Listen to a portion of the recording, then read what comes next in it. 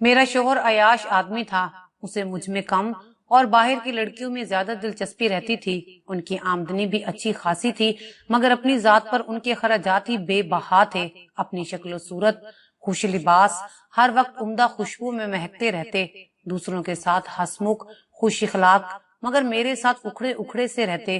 کاروبار بھی ان کا خوب چلتا تھا، لیکن یار باش بہت تھے۔ دولت برسنے لگی تو بری صحبت میں پڑ گئے۔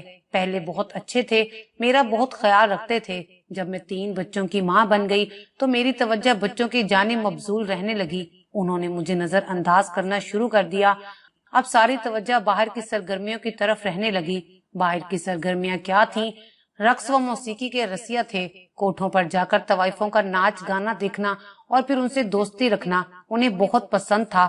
پہلے تو کبھی کبھار جاتے تھے، اب تو ان کا روز کا معمول بن گیا کہ ایک نوخیز طوائف زادی سے دل لگا لیا تھا۔ شراب و کباب کے اس قدر رسیا ہو گئے کہ گھر بار کا کوئی ہوش نہ رہا۔ بچوں کی ذمہ داریاں مجھ پر ڈال دیں اور خود آزاد ہو گئے۔ دن بھر اپنے کاروبار کے سلسلے میں اور رات کو عیاشی میں ڈوبے رہتے۔ روز 11-12 بجے سو کر اٹھتے اور کام پر چلے جاتے۔ یہی ان کا معمول تھا۔ ان کو اپنی سرگرمیوں سے فرصت نہیں کہ بیوی بچوں کو کچھ وقت دے پاتے۔ گھریلو مسائل سے نظریں چرانے لگے تھے۔ اب ان کی لاپرواہیاں حد سے بڑھ گئیں تو میں نے دبی زبان میں احتجاج شروع کر دیا۔ پہلے تو جھوٹ کا سہارا لیا کہ کاروبار بہت بڑھ گیا ہے، اس لیے مصروفیات بڑھ گئی ہیں، گھر کو ٹائم نہیں دے پاتے۔ روز آدھی رات کے بعد نشے میں گھر آتے اور بات بات پر مجھ سے لڑتے رہتے۔ روز میری اور بچوں کی نیند خراب کرتے۔ اگر میں مقابلہ کرتی تو مجھے بری طرح مارنے لگتے۔ تب میرے صبر کا پیمانہ لبریز ہو جاتا۔ میں خوب روتی رہتی اور اپنے نصیب کو کوستی رہتی اور دعا کرتی رہتی، خدا کرے یہ دولت ہی نہ رہے جس کے بل بوتے پر میرے شوہر خود تو عیاشی کرتے ہیں اور ہم کو پائی پائی کے لیے ترساتے ہیں۔ سچ ہے، دولت کی فراوانی اکثر اوقات انسان کو آپے سے باہر کر دیتی ہے۔ جب ظرف کا پیمانہ جھلک جاتا ہے تو بندہ خود کو فرعون سمجھ لیتا ہے۔ یہ بھی گویا میرے لیے فرعون بن گئے تھے۔ میں اپنی چھوٹی چھوٹی ضروریات پوری کرنے کو ترستی۔ مجھے سزا کے طور پر خرچ نہ دیتے کہ میری خوشیوں پر واویلا کر کے بدنام کرتی ہو اور کاروبار کو نقصان پہنچانے کا سبب ہوں۔ حالانکہ کاروبار کو تو ان کا یہ غفلت بھرا رویہ نقصان پہنچا رہا تھا۔ میں تو ان کی خوشیوں میں ٹانگ نہیں اڑاتی تھی، صرف وقت پر خرچہ دینے کو کوستی تھی، لیکن یہ تو میری کسی بات پر کان نہ دھرتے اور مجھے ترسا ترسا کر خرچ دیتے۔ کچھ کہنے پر مار پیٹ کا حربہ استعمال کرتے اور اس رویے کو انہوں نے اپنا معمول بنا لیا تھا۔ ان دنوں میں بہت افسردہ اور چپ چپ رہنے لگی تھی۔ بچے بھی شدید متاثر ہو رہے تھے۔ شوہر سے اس قدر تنگ آ گئی تھی کہ دل چاہتا تھا ان سے بدلہ لینے کے لیے کسی کے ساتھ بھاگ جاؤں، لیکن اس گھر میں رہنا بھی میری مجبوری تھی۔ میں تو 3 چھوٹے بچوں کو ساتھ لے کر کہاں جاتی؟ اوپر سے کوئی ایسا رشتہ دار بھی نہ تھا کہ 2-4 روز مجھے پناہ دے دیتا۔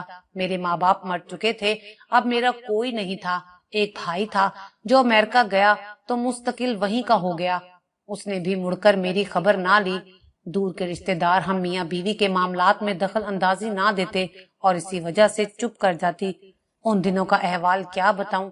جس عورت کا خاوند دولت کے نشے میں مست ہو، کھلم کھلا عیاشی کرتا ہو، شراب پی کر گھر آتا ہو، بیوی بچوں کو کوئی اہمیت نہ دیتا ہو، بھلا اس کے دل و زبان کی کیا کیفیت ہوگی؟ میں تو بس خود کو ایک لاوارث لاش ہی سمجھنے لگی تھی۔ بچے اس ماحول سے الگ پریشان تھے۔ جب مجھے روتا دیکھتے تو سہم جاتے۔ جب بھی لڑائی ہوتی تو میں غصے میں کہہ دیتی تم سے شادی سے بہتر تھا کہ میری شادی نعمان سے ہو جاتی تو زندگی بڑے سکون سے گزر رہی ہوتی۔ دراصل پہلے میرا رشتہ نعمان کے ساتھ طے ہوا تھا۔ وہ گورنمنٹ ادارے میں جاب کرتے تھے، مگر کسی سبب میرا رشتہ ان سے ٹوٹ کر وسیم سے طے ہو گیا تھا اور پھر میری شادی وسیم کے ساتھ ہو گئی تھی۔ یہی وجہ تھی کہ اب میرا شوہر بھی مجھ پر شک کرنے لگا تھا۔ انہیں لگتا تھا کہ میں چھپ چھپ کر اپنے پہلے منگیتر سے ملتی ہوں۔ یہ بات تو طے تھی کہ ان کی پرائی عورتوں کے ساتھ تعلقات تھے، مگر میرے اس جملے کی وجہ سے وہ مجھ پر بھی الزام لگاتے رہتے تھے۔ خدا کی کرنی کہ انہی دنوں میرے شوہر کو ان کا ایک پرانا کلاس فیلو ملا جس کا نام شاہد تھا۔ یہ ان کا بچپن کا دوست تھا، اسکول میں پرائمری سیکشن کے طالب علم تھے۔ مدت بعد شاہد سے ملاقات ہوئی تو دونوں بہت خوش ہوئے۔ ظاہر ہے کہ بچپن کے دوستوں سے ملاقات دلی مسرت کا باعث ہوتی ہے۔ شاہد کو خبر نہ تھی کہ وسیم کو دولت نے اس قدر تبدیل کر دیا ہے کہ ایک محنتی اور ذہین آدمی اب شراب و کباب کی نظر ہو چکا تھا۔ وہ دوسرے شہر میں رہتا تھا، اس لیے مدت بعد ملاقات ہوئی تھی اور وسیم کی زندگی کا یہ پہلو اس سے چھپا ہوا تھا۔ وہ شاہد کو گھر لائے۔ باتوں باتوں میں اس نے ذکر کیا کہ ملازمت اسی شہر میں ہو گئی ہے اور اب وہ رہائش کے لیے کرائے پر مکان کی تلاش میں ہے۔ میرے شوہر نے فوراً آفر کر دی کہ میرا گھر حاضر ہے، اتنا بڑا گھر ہے، اس کی انیکسی میں رہائش پذیر ہو جاؤ۔ کرائے وغیرہ کی تو وسیم کی حاجت نہ تھی اور انیکسی بھی خالی پڑی تھی۔ ان کو فائدہ یہ تھا کہ شاہد اور ان کے افراد خانہ کو ساتھ رکھنے سے میں تنہا نہیں رہوں گی، جبکہ وہ خود تو اب مستقل گھر سے غائب رہتے تھے اور میں اکیلی ملازموں کے رحم و کرم پر رہ جاتی تھی۔ شاہد نے کچھ پس و پیش کے بعد اس آفر کو قبول کر لیا اور ہفتے بعد وہ بڑی بہن کے ہمراہ ہمارے گھر میں شفٹ ہو گیا۔ اس کی یہ بہن شادی شدہ تھی لیکن شوہر سے ناراضگی کے سبب اپنے بھائی کے ساتھ رہتی تھی۔ اس کا نام تسلیم تھا۔ تسلیم بہت اچھی خاتون تھی، زیادہ وقت میرے پاس گزارتی۔ جب شاہد آفس چلا جاتا وہ میرے پاس آ جاتی۔ مجھے بھی ان دنوں کسی غم گسار کی شدید ضرورت تھی۔ تسلیم کی صورت میں ایک غم گسار اور اچھی دوست مل گئی تھی۔ جلد ہی ان دونوں بہن بھائی پر میرے شوہر کے کرتوت کھلنے لگے۔ دونوں بہت حیران ہوئے کہ وسیم کس راستے پر چل نکلے ہیں۔ ان کو مجھ سے ہمدردی ہو گئی۔ ان دونوں کو موقع ملتا تو دبے لفظوں میں وسیم کو سمجھانے کی بہت کوشش کرتے، تب انہیں اپنے معاملات میں ان کی مداخلت بہت بری لگتی اور ان کا رویہ شاہد سے روکھا روکھا رہنے لگا۔ شاہد نے بھی محسوس کر لیا اور ہمارے ازواجی جھگڑے کے بارے میں اپنے دوست سے بات کرنا ترک کر دی۔ تاہم اس کا دل ضرور کڑتا تھا کہ اتنا اچھا آدمی اس کے بچپن کا دوست اس راہ پر چل نکلا ہے۔ انہی دنوں تسلیم کے ساس سسر آئے اور شاہد سے صلح کی بات چیت کی، کیونکہ تسلیم کی 2 بیٹیاں بھی تھیں جو اپنی دادی کے پاس تھیں۔ شاہد نے پچھلی باتیں بھلا کر اپنی بہن کو ان کے ساتھ بھیجنے کا فیصلہ کر لیا۔ تسلیم کے ساس سسر اپنی بہو کو منا کر اپنے ساتھ لے گئے۔ بچیوں کی خاطر اس نے بھی اپنے خاوند سے صلح کر لی۔ اس کے جانے کے بعد تو میں پھر سے اکیلی اور وحشت زدہ ہو گئی۔ وہ میری غم گساری میں کوئی کسر نہ اٹھا رکھتی تھی۔ تسلیم سے باتیں کر کے اپنے دل کا بوجھ ہلکا کر لیا کرتی تھی۔ روتی تھی تو وہ چپ کرا دیتی اور تسلیاں دیتی کہ ذرا سا اور صبر کر لو، آخر تو وسیم بھائی کسی دن راہ راست پر آ ہی جائیں گے۔ تسلیم کے جانے سے میرا غم دگنا ہو گیا، جس کو شاہد نے بھی محسوس کیا۔ وہ میرے بچوں کا بہت خیال رکھنے لگا۔ شام کو دفتر سے آ کر ان کے ساتھ لان میں کھیلتا اور ان کو وقت دیتا۔ بچے بھی اس سے بہت مایوس ہو گئے۔ اب وہ باپ کی بجائے انکل شاہد کے گھر لوٹ آنے کی راہ تکتے تھے۔ چھٹی کے دن شاہد میرے بچوں کو سیر کرانے لے جاتے۔ میں بھی اس نیک آدمی کا بہت خیال رکھنے لگی تھی، جس کو کوئی بری عادت نہ تھی۔ گھر سے دفتر اور دفتر سے سیدھا گھر، بس یہی اس کی زندگی تھی۔ میری دلچسپی اب شاہد میں بڑھنے لگی تھی۔ وہ مجھے اپنا اپنا سا لگنے لگا تھا۔ فارغ وقت میں وہ بور ہوتا تو میرے بچوں سے دل بہلاتا تھا۔ اب میں اسے صبح شام کا کھانا بھجوانے لگی تھی، کبھی ملازمہ کے ہاتھ اور کبھی میرے چھوٹے بچے اٹھا کر لے جاتے۔ اگر کبھی مجھے کسی چیز کی ضرورت پڑ جاتی یا پھر بچے بیمار ہو جاتے یا ان کے اسکول کا کوئی مسئلہ ہوتا تو میں شاہد کے پاس چلی جاتی اور کہتی کہ یہ مسئلہ ہے۔ وہ اسی وقت میرا کام کر دیا کرتا تھا۔ رفتہ رفتہ ہم ایک دوسرے کے قریب ہونے لگے اور ہم دونوں میں سلسلہ اب بات چیت تک آ گیا تھا۔ میں اکثر شاہد سے پوچھتی، آج کھانا کم کھایا ہے، کیا سالن اچھا نہیں لگا؟ وہ کہتا، بھابھی سالن تو بہت مزیدار تھا، مگر میری طبیعت کچھ بوجھل سی تھی، زیادہ بھوک نہیں تھی۔ تنہائی کا شکار عورت تو چاہتی ہے کوئی اس سے بات کرے، اس کا دکھ درد بانٹے۔ تسلیم چلی گئی مگر شاہد دلی کیفیت سے آگاہ تھا۔ اس کی بہن میرے بارے میں ہر بات اسے بتا دیا کرتی تھی۔ جب میں کچھ بات کرتی شاہد غور سے سنتا اور میری دل جوئی کر دیا کرتا تھا۔ تسلی کے 2 بول سن کر میرا دل ہلکا ہو جاتا۔ ایک وقت آیا کہ میں اپنے گھریلو معاملات پر اس کے ساتھ کھل کر بات کرنے لگی۔ وہ مجھے سمجھ چکا تھا کہ شدید افسردگی اور تنہائی کا شکار ہو چکی ہوں میں، اور اس نے اگر مجھے ان جذباتی الجھنوں کے بھنور سے نہ نکالا تو شاید میں خودکشی ہی کر لوں گی۔ شاہد کو ہمارے گھر رہ کر وسیم اور میرے معاملات کا مشاہدہ کرنے کا موقع ملا تھا۔ اس نے بغور میرے خاوند کی شخصیت کا مطالعہ کیا، جس کا رویہ بظاہر اچھا اور اندر سے کچھ اور تھا۔ وہ اس نتیجے پر پہنچا کہ واقعی میرا شوہر اپنی عیاشی کے مزے لوٹنے میں وسیم اندھا ہو چکا ہے۔ اور اپنی شریک حیات کو مسلسل اذیت سے دوچار کر رکھا ہے، اس احساس کے ہوتے ہی اس شخص نے میرے گھریلو اور بچوں کے مسائل اپنے ذمے لے لیے۔ بچوں کو اسکول کا ہوم ورک کروانا، ٹیوشن کا انتظام کر کے دینا، ان کو شاپنگ کے لیے ساتھ لے جانا، بیمار ہوں تو علاج کے لیے بھاگ دوڑ میں مدد کرنا، کیونکہ وسیم نے تو مجھے بالکل اکیلا چھوڑ دیا تھا، ان کے پاس ان کاموں کے لیے وقت نہیں تھا۔ قدرتی بات کہ ایسے حالات میں جو ہوتا ہے میرے ساتھ بھی وہی ہوا تھا۔ میں شاہد کو اپنا ہمدرد سمجھنے لگی تھی اور اس کے پاس جا کر سکون تلاش کرنے لگی۔ وہ غیر شادی شدہ تھا، خوبصورت نوجوان تھا، مجھے اس سے انسیت محسوس ہونے لگی۔ میرے اس جھکاؤ کو اور اس رویے کو اس نے بہت جلد محسوس کر لیا اور دور اندیشی سے کام لیتے ہوئے بہت جلد ایک دوسرا مکان کرائے پر حاصل کر لیا۔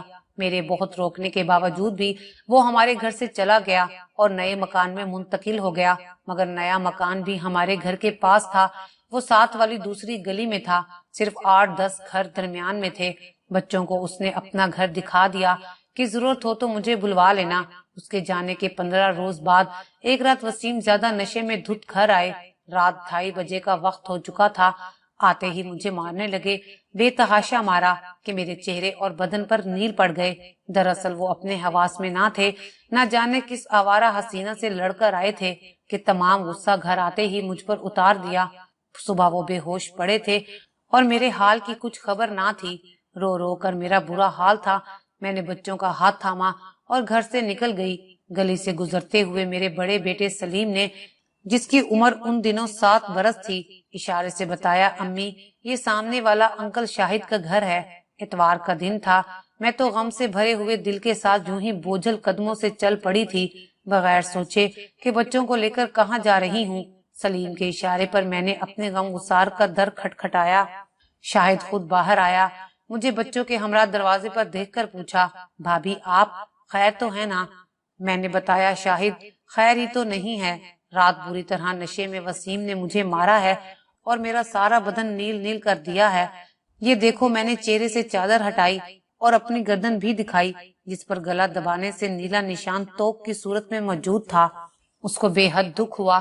وہ بولا، بھابھی اندر آ جائیے، یہاں دروازے پر بات کرنا ٹھیک نہیں ہے۔ میں نے اس کے گھر کے اندر قدم رکھ دیا اور تمام احوال رو رو کر اسے سنا دیا۔ شاہد نے پوچھا، اب آپ کیا چاہتی ہیں؟ میں اس ظالم سے چھٹکارا چاہتی ہوں، اس کے سوا کوئی چارہ نہیں ہے۔ خلا کے لیے عدالت سے رجوع کرنا چاہتی ہوں اور کوئی اچھا سا وکیل کرنا چاہتی ہوں جو کم فیس میں میری خلا کروا دے۔ وسیم کے ساتھ رہنے سے اب اکیلے رہنا اچھا ہے۔ وکیل کر بھی دیا تو اس دوران کہاں رہیں گی؟ ظاہر ہے کیس دائر کرنے کے بعد آپ اپنے شوہر کے گھر میں نہیں رہ سکیں گی۔ میرے پاس اتنے پیسے ہیں کہ سال بھر تک میں کرائے کے گھر میں رہ سکوں، ورنہ زیور تو ہے ہی۔ تم ٹینشن نہ لو، بس اس انسان سے میری جان چھڑوا دو۔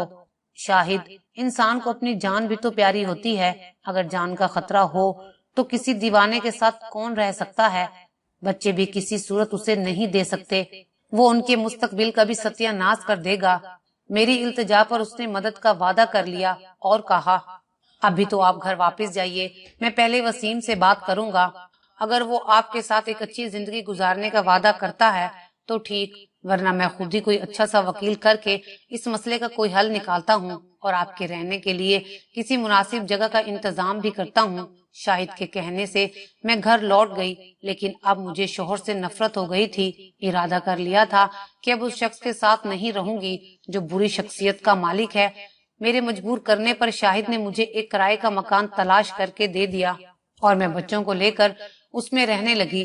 شاہد نے ایک اچھے وکیل کا بھی بندوبست کر دیا، وہ میری ہر طرح سے مدد کر رہا تھا۔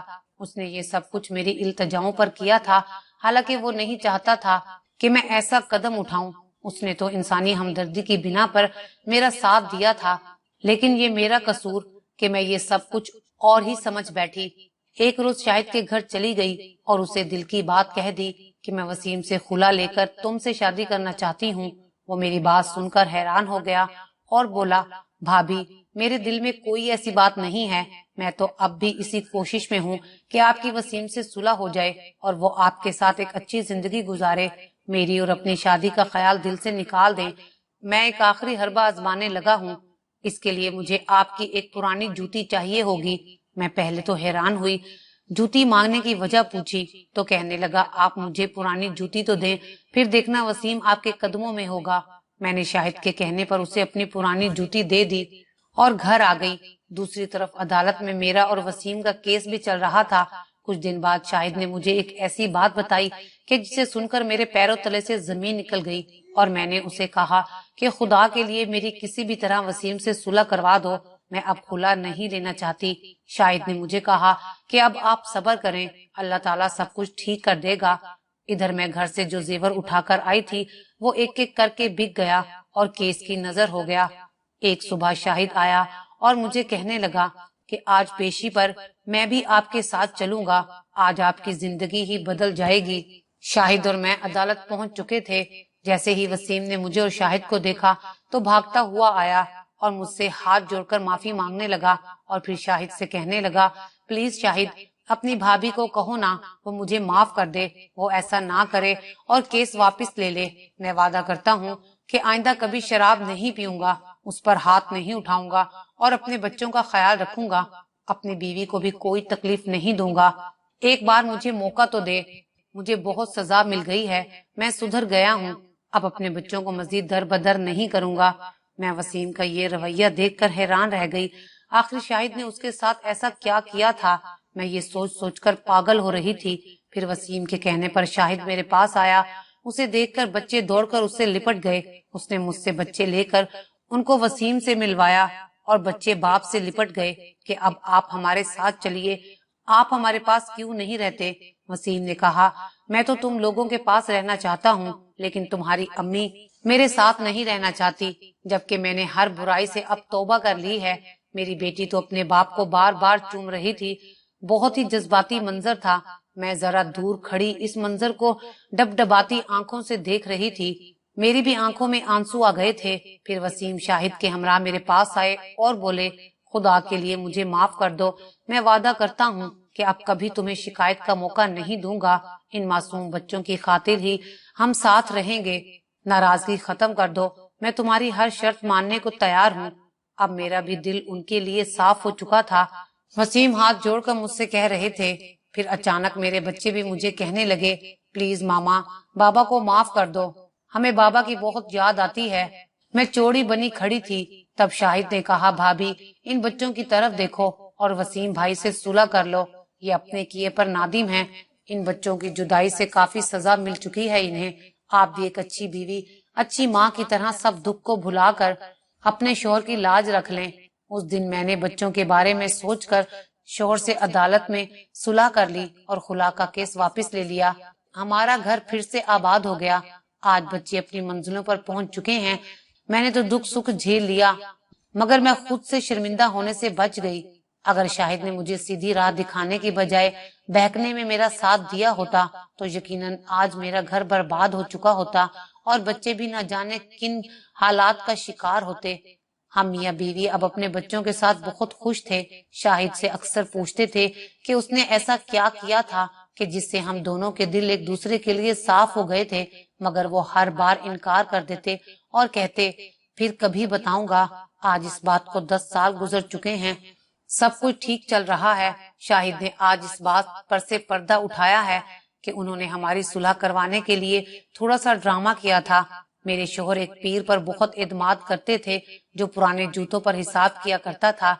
शाहिद ने मुझसे पुराने जूते लिए और मेरे शोहर को जाकर वो जूते दिखाए और बताया कि मैंने हिसाब करवाया है।